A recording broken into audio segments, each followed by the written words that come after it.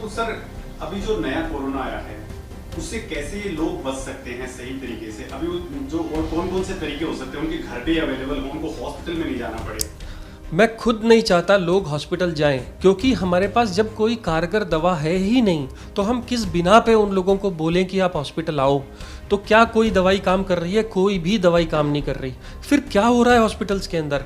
Hospitals के अंदर आपके सिम्टम्स का इलाज हो रहा है। आपको बुखार है तो बुखार की दवाई है, आपको शिवरिंग हो रही है तो शिवरिंग की दवाई है, आपको इन्फेक्शन हो गया तो इन्फेक्शन की दवाई है, आपकी छाती भर गई तो आपको छाती को कम करने की दवाई है, छाती जो खड़खड़ करती है वो कम हो जाएगी। आपकी ऑक्सीजन डाउन हो रही है तो आपको ऑक्सीजन देते हैं कई तरह से, छोटा मास्क है, बड़ा मास्क है, वेंटिलेटर है, बाईपैप है। ये सारे इंस्ट्रूमेंट्स कोरोना का इलाज नहीं करते। कोरोना के नाम पे हमने बहुत सारी दवाइयाँ ट्राई करी, जिसमें से एक रेमडेसिविर भी थी। ये रेमडेसिविर हम लोग बहुत लोगों को दी, देखी, परखी, पर उसमें भी पता चला कि इतनी इफेक्टिव नहीं है कि आपने गोली दे दी और इमीडिएटली कोरोना मर गया और वो सब लोग बच गए। ऐसा नहीं है, ये गलती है। हाँ, कुछ हद तक है। अगर आप मुझसे पूछें कि फिर कोरोना से बचने का तरीका क्या है, कोरोना से बचने का है तरीका हैंड वॉश। सोप यूज़ करिए, हाथ साफ रखिए, क्योंकि हाथ जैसे ही आपने इधर लगाया कोरोना दूसरे आदमी में ट्रांसमिट हो गया। और दूसरा, मास्क लगाइए, क्योंकि ये ट्रांसमिट सिर्फ 1 मीटर की डिस्टेंस पे हो सकता है, इसके बाद में किसी को ट्रांसमिट नहीं कर सकता। जो नया कोरोना वायरस आया है उसके अंदर सिर्फ ट्रांसमिटिंग कैपेबिलिटी है। आपको मालूम है वो कैसे ट्रांसमिट होता है, आप वही को तोड़ दो, उस साइकिल को तोड़ दो। मास्क लगाओ, कवर कर लो और 2 मीटर के डिस्टेंस पे रहो। अगर आप मास्क नहीं लगा सकते, अगर कोई घर कमरे में नहीं है या 1 हाथ के डिस्टेंस से दूर पे आपसे बैठा है, तो आप उसको कोरोना कभी भी नहीं दे सकते। सर, डर रहे हैं लोग, सबसे ज्यादा डर का इतना ज्यादा, क्योंकि 2 लाख केसेस जैसे ही आए हैं, पहले 1.5 लाख से अभी कंटिन्यूस 10 डेज के अंदर 1.5 लाख से ज्यादा आ रहे हैं, और आज तो वो 2 लाख पहुंच गया, क्रॉस भी कर जाएगा। डर का माहौल इतना ज्यादा हो गया है, लोग डर रहे हैं और वो थोड़ा सा कुछ होता है हॉस्पिटल की तरफ भागते हैं। और इसमें क्या है सर, एक बड़ा सा वो मतलब उसको मैं माफिया वर्ग भी कहता हूँ, जो इसमें सक्रिय हो गया, जो एक पेशेंट पहुंचता है हॉस्पिटल में और वहां पे उनको इतना बुरी तरह से काटा जाता है। उस पर सर कुछ बताइए आप। सर, कोरोना डर की बीमारी है, इसमें कोई दो राह नहीं है। बहुत सारे लोग सिर्फ इसलिए मर गए क्योंकि उनको ये सिर्फ बता दिया गया कि आपको कोरोना पॉजिटिव है। अगर आप सिर्फ पेशेंट्स को कोई भी टेस्ट मत करो और उनको घर में रखो, और वो 100% लोगों में से सिर्फ 1% लोग मर रहे हैं। जब गवर्नमेंट ने ये आंकड़े जारी किए कि 1 से 2% ही लोग मरते हैं, तो फिर इतनी सारी डेथ्स क्यों?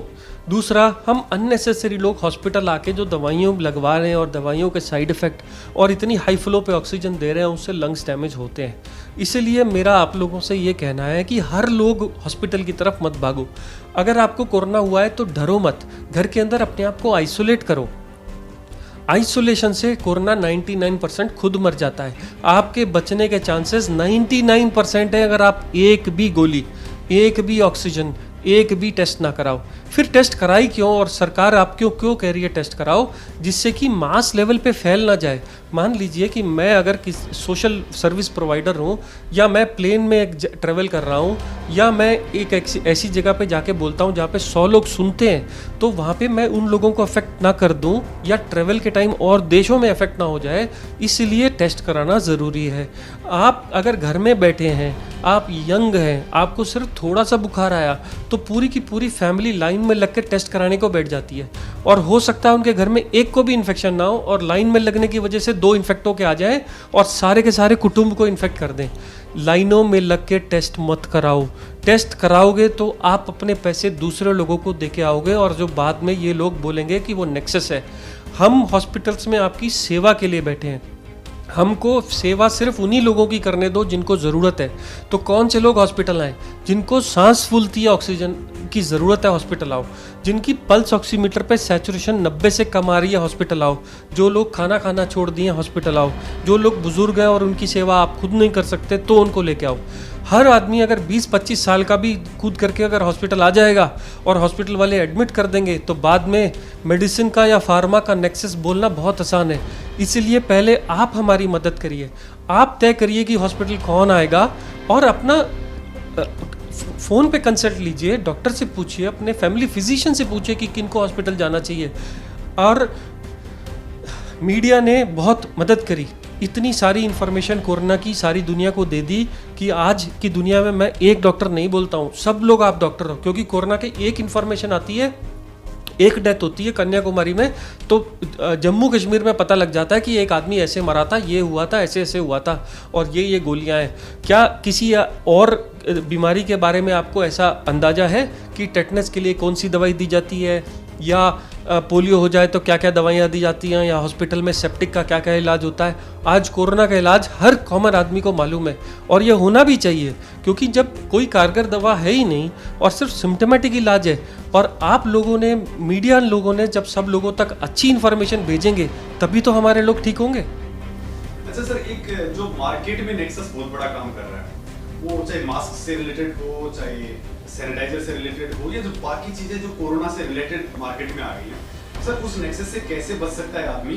कि वास्तव में क्या जो मार्केट में जो मास्क बिक रहा है क्या वही पावरफुल है, या फिर हम उसको घर पे भी बना सकते हैं, घर पे भी यूज वाला जो चीजें होती हैं वो कर सकते हैं, या सोप का इस्तेमाल को लेकर के, या जो बाकी चीजें हैं, कौन कौन सी चीजें जो हम इजी वे में हमारे किचन में अवेलेबल हो जाए, हमारे घर पे अवेलेबल हो जाए? सर देखिए, सबसे पहले 2-3 चीज़ें इन्होंने, ये सबसे अच्छा सवाल पूछा, क्योंकि यही सवाल नेक्सस को तोड़ता है। सैनिटाइजर सिर्फ हॉस्पिटल यूज़ के लिए बनाया गया था। इसका पर्पस ये है कि जब हम ऑपरेशन करते हैं तो स्किन को डिसइंफेक्ट करते हैं, जिससे कि बैक्टीरिया या और चीज़ें इससे मर जाएं। सैनिटाइजर से वायरस नहीं मरा करते। दूसरा, साबुन से अच्छा सैनिटाइजर दुनिया में आज तक ना बना है, ना बन पाएगा शायद। घर का बना हुआ साबुन और पानी से हाथ धोने से अच्छा सैनिटाइजर दुनिया में नहीं है। तो सैनिटाइजर का नेक्सस ही खत्म हो गया।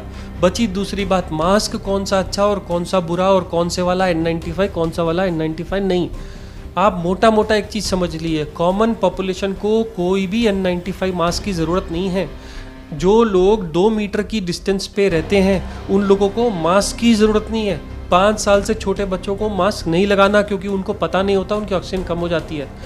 कपड़ा का मास्क भी काम करता है, सिर्फ एक कंडीशन में N95 मास्क लगाना है। अगर आप एक कोरोना पेशेंट की सेवा कर रहे हो, आपके घर में कोरोना पेशेंट है और आपको उस कमरे में जाना ज़रूरी है, और आप उससे 2 मीटर के पास रहते हो, उसको खाना खिलाना चाहते हो, नर्सेज, डॉक्टर्स, हॉस्पिटल्स, उनको N95 मास्क की ज़रूरत है, वहाँ पे यूज़ करो। और दूसरा, इसको नेक्सस मत बनने दो। 700 रुपये 1400 रुपये के नाम पे मास्क बेचे गए, जो आज 30 रुपये के बिक रहे हैं। क्यों नहीं जाके सवाल पूछते कि उनके ऊपर रेगुलेटरी अथॉरिटीज़ क्यों उसको रिस्ट्रिक्ट नहीं करती कि ये N95 मास्क की अपर लिमिट, इसके ऊपर आप नहीं बेच सकते।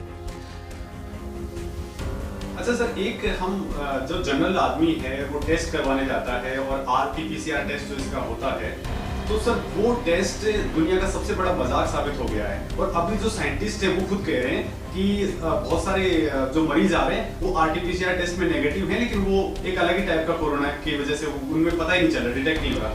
तो सर आपको लगता है कि ये वास्तव में मजाक ज्यादा हो रहा है? ये क्यों हो रहा है ये मजाक? क्या वास्तव में इसमें साइंटिफिक गलती है, या फिर जनरली ये यहाँ भी कोई नेक्सस काम कर रहा है?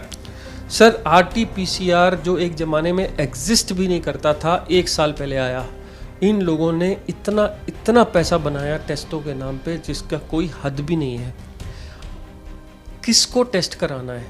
अगर आपको पेशेंट्स को सेग्रीगेट करना है तो टेस्ट कराना है। जब कोरोना फैला नहीं हुआ था, जब देश में एंट्री करने वाले लोगों को आपने रिस्ट्रिक्ट करना है और आपने तय करना है इस देश के अंदर बॉर्डर्स को सील कर दिया, और जो भी अंदर आएगा इस एरिया में तो वो टेस्ट कराए बगैर नहीं आएगा। जब RT-PCR का बेनिफिट था, कॉन्टैक्ट ट्रेसिंग में RT-PCR का बेनिफिट था।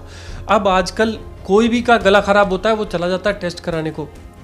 एक तो ये ओवर यूज़ ऑफ टेस्ट जो कॉमन लोगों के लिए अलाउ कर दिया गया। कुछ टाइम पहले गवर्नमेंट ने कहा था जब तक डॉक्टर लिख करके स्टैंप लगा के नहीं देगा और बताएगा नहीं कि क्यों करा रहा है, जब तक टेस्ट नहीं होगा।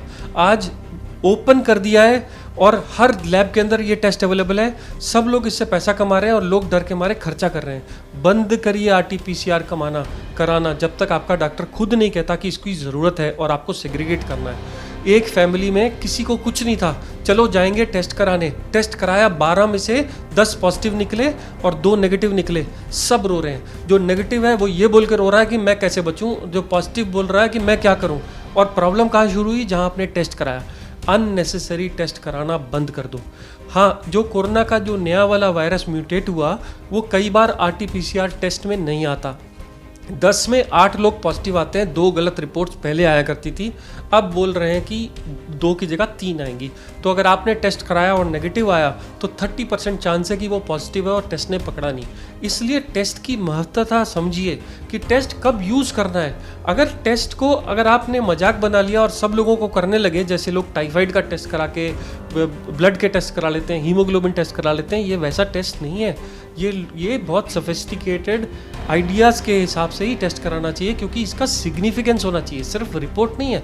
रिपोर्ट आपके घर में सेल फोन पे आ जाती है, पॉजिटिव है और पैनिक फैला देती है। ये सबसे बड़ा कारण है। आप अनप्रोवोक्ड बगैर डॉक्टर की सलाह के टेस्ट कराना बंद करिए। अच्छा सर, मैं यहाँ से पूछना चाहूँगा कि अलग अलग लोगों पे अलग अलग कोरोना किस तरीके से इफेक्ट करता है। इस हार्ट का पेशेंट ऑलरेडी है, डायबिटिक है, BP का है, या फिर बहुत सारी अलग अलग बीमारियाँ हैं, किडनी का है, तो इन बीमारियों पे ये कैसे असर करता है? फिर सर इसमें से वैक्सीन करेंगे कि उन लोगों के लिए वैक्सीन किस तरीके से असर करता है? देखिए, कोरोना आपके लंग्स के ऊपर अफेक्ट करता है। कब करता है? जब आपको पहली बार बुखार होता है और ये बुखार होता ही जाता है और हाई ग्रेड फीवर चलता रहता है, तो ये वो टाइम है जिस वक्त कोरोना आपके लंग्स को डैमेज करता चला जाता है। लंग्स के अंदर 25 सेगमेंट होते हैं और से फॉर एग्जांपल आपके 20 सेगमेंट खाए गए, आप 5 सेगमेंट से सिर्फ ऑक्सीजन बना रहे हो, ऑक्सीजन सप्लाई गिर जाती है बॉडी में। तो उसको कंपनसेट करने के लिए हमारा हार्ट ज़्यादा तेज ब्लड सप्लाई करता है, भगाता है। तो आपका हार्ट जोर से काम कर रहा है कंपनसेट करने के लिए, क्योंकि ऑक्सीजनेशन अच्छा नहीं हो रहा, ऑक्सीजन कम है, तो ज़्यादा मात्रा में ब्लड देने से हार्ट तेज भागता है। तो ये लोग बोलते हैं कि हमारा हार्ट तेज से धड़कता है, डर लगता है और हमारा पैल्पिटेशंस होते हैं। तो ये तो हो गया हार्ट के ऊपर स्ट्रेस। उसके अलावा आपको जो दवाइयाँ दी जाती हैं, जो स्टेरॉइड दी जाती हैं, इससे बचने के लिए उससे शुगर बिगड़ जाती है, BP बिगड़ जाता है, किडनी के ऊपर स्ट्रेस आता है। और जो लोग की इम्यूनिटी कम होती है वो लोग लड़ ही नहीं पाते, जो स्टेरॉइड्स पे हैं या किडनी के ट्रांसप्लांट पेशेंट है या डायलिसिस पेशेंट है, स्ट्रोक पेशेंट्स हैं, डायबिटिक पेशेंट है, वो लड़ ही नहीं सकते इस कोरोना के साथ। और ना लड़ने की वजह से कोरोना जल्दी आपके ऊपर हैवी हो जाता है। आपने देखा होगा बच्चों को भी कोरोना होना शुरू हो गया है, यंग लोगों को भी कोरोना होता है, पर उनको जुकाम बुखार होकर ठीक हो जाता है। कोरोना की लाइफ 14 दिन है, आपकी ज़िंदगी 60-70 साल है।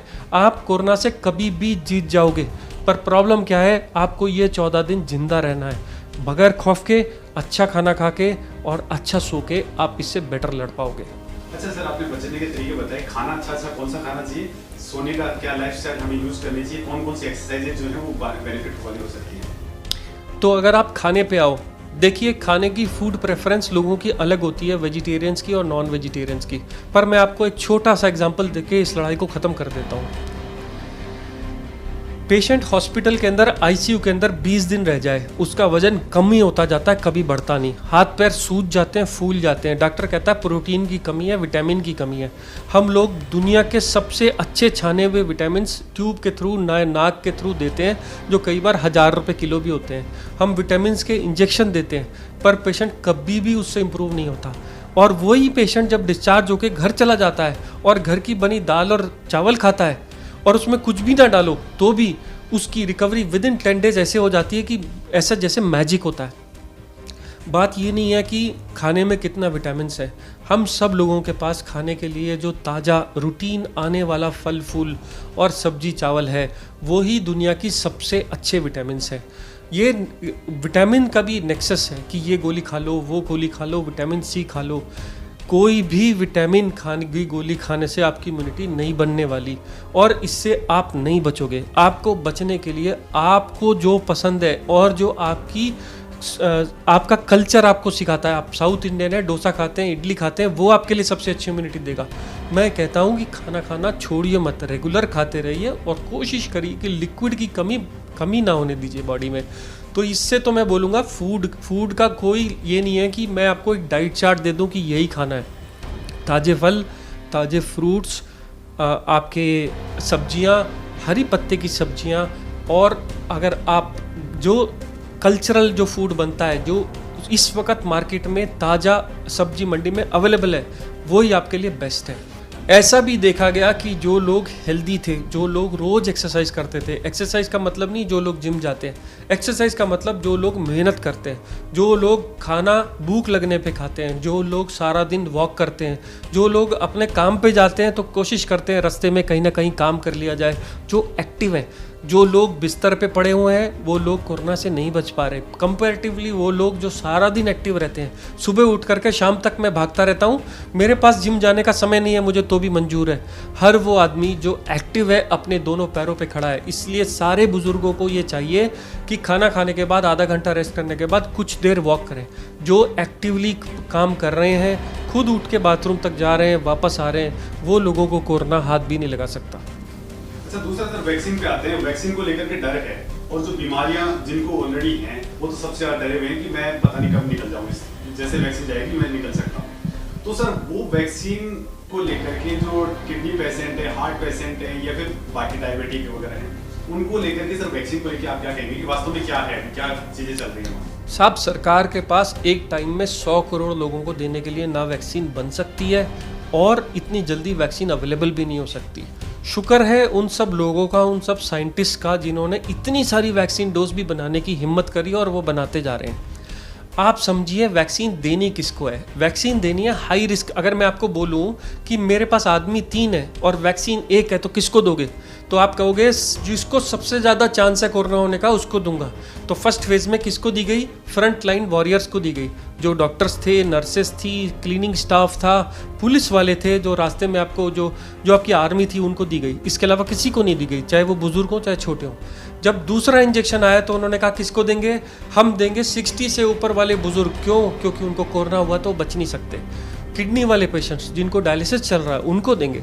ब्रेन के स्ट्रोक के पेशेंट्स, हार्ट अटैक वाले पेशेंट्स, स्टंट वाले पेशेंट, बाईपास वाले पेशेंट्स, इन्फेक्शन वाले पेशेंट, जो लोग कमज़ोर हैं उन वो वाले पेशेंट्स, या 45 से ऊपर वाले जिनको स्टेरॉइड्स चल रहे हैं।